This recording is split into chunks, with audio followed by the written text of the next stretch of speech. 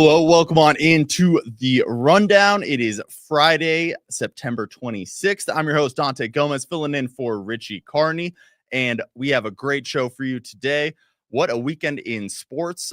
Best weekend in sports I can remember for a long time. We got everything going on: NFL football, college football, Ryder Cup, MLB playoff races. We got Nuggets Media Day on Monday. We're going to hit all of it. But first, I want to give a quick shout out here to our friends at Denver Regenerative Medicine. If weight loss has been a struggle, it's time for something real. At Denver Regenerative Medicine, they use full-strength GLP-1 medications with doctor oversight. Start today with a free consultation. Real results for under $300 a month. Book now at denverregen.com. Shout out our friends over there at Denver Regenerative Medicine. We are joined today by DenverSports.com's kind of do-it-all social media guru, Anilo Piro. Thank you for joining us, Anilo. As I mentioned there off the bat, we got a full weekend of sports this weekend. A little bit of everything for, the casual sports fan, the intense sports fan. Every sport is on the board, basically. We're going to start with a quick little Thursday night football recap. What a game it was last night. Entertaining, I'll put it that way. I'm from Arizona, so it wasn't exactly the result we were looking for, but it got pretty close and pretty fun there at the end. What did you make of the kick at the very end of the game, leading to a Seahawks, I believe it was a 26-yard drive for that field goal there with under 30 seconds?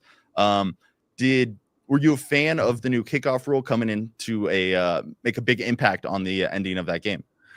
Honestly, no, because it's a much bigger conversation. And thanks for having me on the show today. Hope everyone out there is getting ready for an awesome sports weekend. But the kicking, the kickers are too good for the sport in this day and age. The Brandon Aubreys of the world. And obviously, how many of these games with the new kickoff rule, you got to move the ball, a chunk of change essentially to get yourself within spitting distance of a good chance to make a field goal. I mean, it used to be like a 50-yard field goal, right? A 45-yard field goal. That used to be something you'd be on pins and needles about as a fan. And now that feels almost automatic on top of the new kickoff rule and whatnot. Look, I mean, obviously they changed it from last year to this year, but I mean, how many games have we seen kind of end in funky fashion with the kick? Obviously the Broncos now 2 weeks in a row with the walk-off. You allude to last night. You saw the Eagles with that crazy ending against the Philadelphia Eagles over the weekend. Brandon Aubrey a couple of weeks ago against the New York Football Giants. So the kickers have become so good that I feel like this new kickoff rule as a whole, not that it's watering it down, but it's not accounting for just how good and powerful these kickers are in this day and age. Like I said, I remember growing up, dude, you probably do as well. 45-yard, 50-yard field goal, you're on pins and needles, and now it's just par for the course. We'll talk a little Ryder Cup today as well. These kickers are just so darn good, but it is what it is, my friend. Yeah, no, I'm with you. And maybe they were aware of the impact that was going to happen on the games and maybe boost the scoring a little bit. Yeah, the NFL is no stranger to trying to get their points up and make the offenses look particularly good. So we saw that a little bit last night. Let's quickly transition. And just for the listener or the viewers out there as well, it's going to be a little bit of a variety hour for this show today. We're going to kind of bounce around to a bunch of topics, hit on everything. So, if you're looking for something specific, we'll get to it eventually. Just, hold your spot in line there. But we'll start with the Broncos Monday night football game on Monday, obviously, over there at Empower Field, hosting the Bengals, 7.5-point favorites. Would you consider Monday a must-win for the Broncos after the way their last two games have gone? Yeah, I do these social videos, and obviously I talk with you and I talk with the guys, in the radio booth all the time about, this week's game, last week's game and whatnot. And our guy, Josh Dover's been pretty consistent, at least going back to the Charger game, that is there such thing as must-win games in September? I think it would be a difference if you had no wins at this point. Obviously the Broncos only have one. But yeah, I think this has to be a must-win game, just in the sense of if you can't beat the Cincinnati Bengals, if Joe Burrow was playing, I probably feel a bit differently. But the fact that it's going to be Jake Browning, and I understand Jamar Chase and T. Higgins are still out there, but if you can't, after two terrible losses, come out and take care of business at home against the Joe Burrow-less Cincinnati Bengals, then I think you start to raise some concern and raise some red flags about what's going on with Sean Payton, what's going on with this Broncos team. So yeah, I think this is an absolute get right spot for the Denver Broncos. And because of that, if they lose this game, could you imagine what the station's going to be like on Monday? Or on Tuesday, I should say, rather, can you imagine the conversations that'll be happening on air? So yeah, I'll say this is a must-win game. Broncos got to get back on track. yeah, some guys might be on the hot seat if they can't find a way to win on Monday. I fully expect them to bounce back here after the last 2 weeks. And, two very winnable games in weeks 2 and 3 there. They were, both losers on final plays of the game there. So it's not like it's been terrible, just not good enough quite for some wins there. And especially just given the expectations this year, if it was last year and it was the first year of Bo Nix, absolutely, you can start 1 and 3 and, kind of make your way into having a successful season on the back half there. But you go to the playoffs last year, you get, quote unquote, better through the offseason, bringing in tight end in free agency, bringing in Hufanga and Greenlaw on defense as well. So given the expectations, you got to go out there on Monday. Given that Joe Burrow's not playing, you have to win this game. And the Bengals look terrible in Minnesota last weekend. So hopefully the Broncos can make them look equally as terrible in Denver on Monday. And then we're going to quickly real quick, what's the key for you for victory? Is, Bo Nix playing well? Is it the defense, looking like the defense we expected? What would be the biggest key for the Broncos victory? Well, to your point, you alluded to how poorly the Bengals played against the Minnesota Vikings. I mean, I think that's the script. And we know the Bengals, right? The whole talk of the offseason, around Trey Hendrickson is this Bengals defense is already thin as is. You got to get Hendrickson figured out. Obviously, they did. So, I'm expecting Bo to look better in this game, but I think the key to victory is Nick Bonito and Zach Allen and Pat Surtain. And if you can play a similar game in which the Vikings played against the Bengals last week, I mean, this game might be over by, midway through the second quarter. That's just exactly how it played out against Minnesota. So, yeah, you want to see Bo Nix play well, but I think it comes down to the defense and their ability to put pressure on Jake Browning and company. Yeah, I like those keys as well. I think Bo Nix needs to get, he needs to get right. He's playing a bad Bengals defense. We saw it last year. They put up 30-plus points last year on the Bengals. So I'm looking for Bo Nix to return to kind of the second half of his rookie year last year. And with that, let's transition over to the Buffs, who will play on Saturday night. Their second Big 12 matchup of the season after getting routed by Houston earlier 2 weeks ago.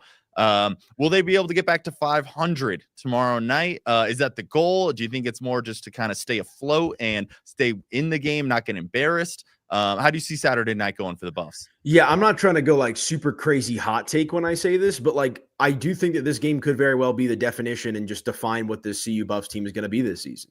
Been a mixed bag so far throughout the course of the year. They hung in there against Georgia Tech, but of course lost that game. Did not really look all that good against Houston outside of a couple spurts.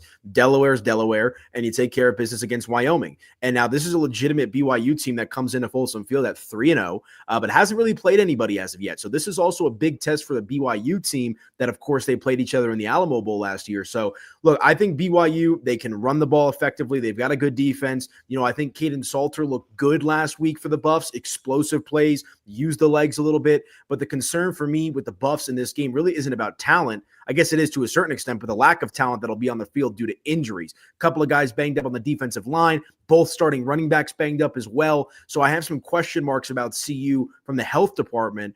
Do I think they can win this game? Sure. But I'm not changing I shouldn't say I'm not changing my opinion, but the win against Wyoming doesn't really make me feel that much different about this game against BYU. I liked what I saw from the chunk plays and the explosives, but can you replicate that? Can you build momentum? I have a lot of respect for this BYU team. I think the line is set appropriately with BYU as 7-point road favorites in this matchup. But yeah, I do think the Buffs have a chance to win this game. And if they win this game, I think it could change the trajectory of their season. Yeah, absolutely. I'm with you on this game. Is really going to define what this CU Buffs team is in 2025. To me, it comes down to which version of Caden Salter are we going to see? Are we going to see the Georgia Tech version of him, or are we going to see the version last week we saw against Wyoming where he's throwing the ball downfield? The Buffs are getting big chunk plays. He's running the ball, for key first downs, extending drives. So to me, it's all about Salter. What version are we getting of him? Can we put the quarterback competition to bed at this point if Salter goes out and plays well? And that's what I'm hoping for. I think if he does play well, that he gives, the Buffs a chance to win up at Folsom Field this weekend, get a little home cook in there as well, up in Boulder for them. So I'll give him a chance. It's a late night game at Folsom. Weird stuff happens. See you winning a late night game at Folsom against a ranked team wouldn't be the first time. Would love to see it. So we'll be watching for that one on Saturday night. And let's keep it moving here. We got a great weekend of college football in general. Big old slate here. We got 4 ranked on ranked matchups on the screen here. You can see all of those. Oregon at Penn State, Alabama at Georgia, LSU at Ole Miss, and USC at Illinois, kind of sprinkled through 3 different time slots there. So a lot of great games, a lot of other great games as well up on the screen. Should be a great weekend of college football if you're a fan of the sport. Any specific matchup intrigue you just throughout all the games I just mentioned, or it could be a different route if it wasn't one I mentioned. A couple Big 12 big matchups starting tonight as well. TCU at ASU. We have Arizona at Iowa State. Iowa State and TCU both ranked, taking on some Arizona schools there. Any particular matchup stand out to you? All of the above. I mean, to your point, like, this is an epic sports weekend. I mean, look at this slate of games in college football after kind of a funky week last week, not a lot of marquee games. And like for those of you out there that are more so NFL fans than college football fans, like I was that way for a long time just because I didn't have like a direct college connection growing up. This is like the best weekend for you to dive into because, as Dante pointed out, and as you saw on the screen, I mean, there is just an array of awesome games. I mean, I think obviously the top 2 have got to be Oregon and Penn State. We know what Penn State is. We know what James Franklin tends to struggle with against high quality opponents. So, Penn State being the 3rd ranked team, Oregon being the 6th ranked team, Dan Lanning and company. That's a good one. How could you not be fired up for Alabama and Georgia? I know it's not Nick Saban's Alabama teams, but they're still kind of fighting and clawing for their respect in the SEC. Georgia's Georgia. I mean, LSU at Ole Miss. I mean, all of these games are absolutely fantastic. And, I don't think you can really go wrong with either of them. But I think naturally you see number 3 going up against number 6 with Oregon and Penn State. That's going to have a lot of my attention. Oh, absolutely. And the whiteout up at Happy Valley there, those environments look crazy up at Penn State. So that should be a great one. And Oregon's look great. Dante Moore, quarterback, first time starting for Oregon this season. He's looked great throwing the ball. Could maybe even be better than Dylan Gabriel, which we saw last year. And Dylan Gabriel lit it up too. So I think Moore has that kind of upside, first round pick kind of upside, at the end of next season potentially here. So I'm very much looking forward to that one. And you're right. Or Alabama at Georgia. Going to be great. In between the hedges, Kirby Smart. And, Kalen DeBoer's got Alabama playing a little bit better than we saw after week 1. Kind of silenced some of those critics after getting, a massive upset down in Tallahassee at Florida State. They've looked much better in the last couple of weeks. But now we got a real test for Alabama. Can they go on the road? Can they prove it? SEC environment should be raucous. I'm a little bummed that both games are at 5:30. Gonna have to do that split TV, the quad box maybe for those. But let's keep it moving here. We got a whole new sport to bring up here in baseball. MLB playoffs are heating up. We got the Padres gave the Dodgers a run for their money, but the Dodgers won their 12th out of the last 13 NL West titles. The Mets, Reds, and D-backs all separated by 2 games going into the final weekend here for that final NL wildcard spot. The Yankees and Blue Jays tied for the AL or the lead in the AL East. Both teams clinched the playoffs. However, big difference between winning the division and being that wild card team. And then we have, the Red Sox, the AL Central loser between the Tigers and Guardians, who are also tied for the lead of the AL Central, and the Astros. So all the 3 teams there as well fighting for the 2 spots left in the wild card race in the AL. Where does your mind go when you're going to be watching baseball this weekend? Any particular division, any wild card race that you're looking out for more than the others? Yeah, I mean, there's a lot when it comes to the baseball. I know you're a baseball guy, as am I. So throw in the college football, throw in the NFL, throw in the Ryder Cup. I mean, this is not just a 2 TV setup. I got to probably go dig something out of the closet and get 3 or 4 going. Obviously, you and I are probably mutually aligned in regards to the National League wildcard race. I know you're an Arizona guy. I was born and raised a New York Met fan and tried to give me a heart attack last night trying to blow an 8-0 lead at one point. So we'll see if the Metsies can hang on. But, the thing that's interesting to me, how about the Tigers kind of falling off? I mean, the fact, like I knew that Cleveland was into it, but like the last week or so, I didn't realize just how into it that they were. I mean, Terrence Scooble's an absolute dog on the mound, but outside of that, kind of a mixed bag. Their offense seems to go by the wayside here a little bit. So I'll be monitoring that just because it seemed like, in the middle of the summer, a foregone conclusion that Detroit was going to go ahead and win the AL Central. That is obviously not the case. Always got to keep tabs on the Yankees, the Blue Jays. I think have had kind of a sneaky quiet year, right? They're not talked about in the same vein, I feel like, as some of these other ball clubs. So I'm going to keep my eye on all of it because I'm a baseball guy, but the National League wildcard race in particular will be the focus of my eyes, as I assume that will be the case for you as well. Yeah, absolutely. I mean, it doesn't help that the Diamondbacks lost two out of their last two games. Seem a little bit more out of it, especially after Mets were able to hold on. But that should be super fun. And then I'm with you on the AL Central. Yeah. Halfway through the summer, it did feel like a foregone conclusion. So much that I might have placed a little wager on the Tigers to win the AL. Not quite looking as good going into October as it was back in July. But we'll see. You're right. Tarek Skubal is a beast. Probably going to win his second Cy Young in a row here for the AL. I was a little surprised the Tigers didn't go more in at the trade deadline. Add to that bullpen, maybe add another bat to their lineup as well. So could be, some of their own doing here that they weren't able to, extend this division lead and go into the playoffs hot.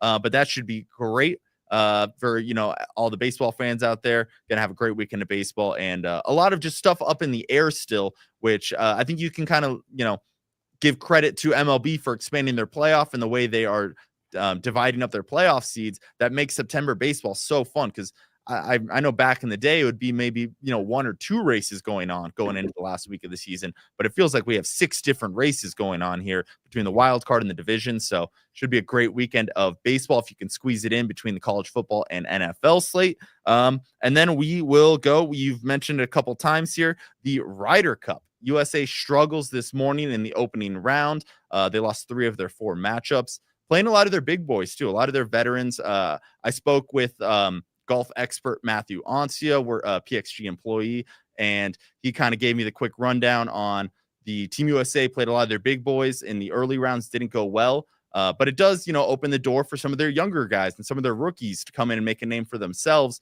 in this afternoon round, which should be going on right now, actually, as we speak. I'm watching it. Oh, you're watching it. Okay. I'm dialed. So hopefully the US can, bring it back into contention. And I know how hard it is for, both teams to go on the road and win this event. Typically, the Ryder Cup is a massive home field advantage. So this year being in the US, a little disappointing start to the tournament. What have you made of the tournament so far? Yeah, well, they're also playing, of course, at Bethpage Black, which is considered one of the most tedious courses to play. Maybe I know in America, but maybe even in the world. I'm a newbie when it comes to the golf. Like, I really just got into it the last few years. Like, this is the first Ryder Cup that I've found myself invested in. And yeah, you mentioned it, kind of a sloppy start there. And the broadcaster brought up a good point because they're playing best ball right now. Like, for a guy like Scotty Scheffler, right, who's the consensus best player in the world, the alternating shot dynamic. That's a whole new wrinkle because you got to think if you're Scotty, you're used to hitting your second ball after the drive, but now your teammate's hitting that ball, right? Or vice versa. So that adds a whole new element into it. And, the scarcity, the fact that the Ryder Cup obviously isn't played every year, I think adds a little juice and obviously just top dogs from the U.S. and, of course, overseas and whatnot. So, yeah, a rough start for the Stars and the Stripes. I saw Bryson DeChambeau just lipped out a putt. I believe that was for birdie. But they're hanging around are the Stars and the Stripes. So just another thing to keep tabs on this weekend. Yeah, absolutely. Hopefully they can make a run this weekend. Hopefully they can get it back close to even after this afternoon round. Like I said, with some of those younger guys playing, trying to make a name for themselves. So should be a great weekend of golf as well. And yeah, I saw Bryson DeChambeau. I'm sure this video's gone viral on Twitter, but just hitting an absolute nuke of a drive on one. And a lot of national pride going on in that tournament too. So a lot to play for outside of the money, which I know became kind of a dynamic there because I guess Team USA is getting some stipends and Team Europe was too good for the stipends. And they were just saying, they play for the love of the country. They don't need the money. Taking a little shot there, felt like at some of these USA golfers, but it's all in good fun. It's all in good competition.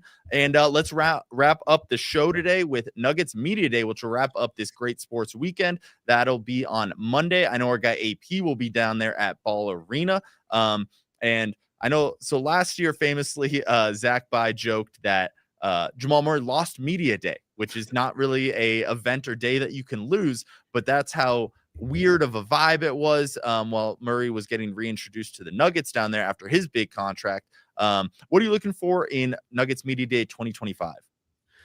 Joker's off season. I'm looking forward to the horse stories that he might tell us as well. But no, in all seriousness, man, I was texting with some friends last night. This is the start of a championship or bust season for the Denver Nuggets. Maybe the first championship or bust season that they've had. I wasn't around in the Melo days, so I'm not sure what the tenor was around those teams and whatnot. But like even the year in which they won the championship, like you felt good about it, but I don't think there was like that overwhelming pressure to win it, right? Like at that point, the Nuggets had never even been to an NBA final. But, now that you've climbed that mountaintop, obviously make the big trade this offseason with Michael Porter Jr. and company. Like this is a big time championship or bust season just because Jamal Murray's healthy, right? You add a bunch of veterans. You got Bruce Brown back. You've got the best player in the world in Nikola Jokic. There's really no excuse for this Denver Nuggets team. Just got to knock on wood and hope that they stay healthy. That's really the only thing that I think could derail this team. So the setting of the table, I'm excited. I know you're a hoop head. I'm a hoop head as well. And I'm just excited to see Jokic and company back in the fold and hear from David Adelman and see, what the vibe is. He talked about extensively in the offseason, we need to get out to a quick start to start the year so we can not be able to take some games off later in the year, but not have to go, all the way 100% red line to get all these wins in March and whatnot. So here we go, my friend. I'm excited. Yep. Yeah. Just to start to the marathon that is the NBA season for the Nuggets. And you're right. Championship or bust this year. I'm looking forward to Jokic. I mean, Jokic is just such a machine when it comes to basketball. And, it's one of those where we somewhat take it for granted of how good he is and how impactful he is on a night-to-night basis. He doesn't really have bad nights. So looking forward to another year of Jokic dominating the NBA, this veteran presence. And I'm with you. I think it is important that the Nuggets get off to a hot start, build the team, camaraderie, chemistry, the vibes, and, don't let the Thunder just, run away with a 15 game lead in the West here. Make them play for something down the stretch here. Put a little pressure on them, and hopefully the Nuggets can secure a top 2 seed in the West and play a lot of these series starting at home. It should be a great season. Looking forward to media day. I expect Jamal Murray to be in a much better mood than we saw last year. Let's hope at least, fingers crossed for Nuggets Nation. Yeah, so I'm sure AP you'll be there Monday, posting all kinds of stuff for the fan and from your own personal accounts as well. But that'll do it for us. Monday, we'll have more of a preview for the Broncos as they play Monday against the Bengals. We'll have more from Nuggets Media Day as well. So it should be a great show on Monday next week. But thank you for listening, everybody. You guys have a great weekend watching a great weekend of sports.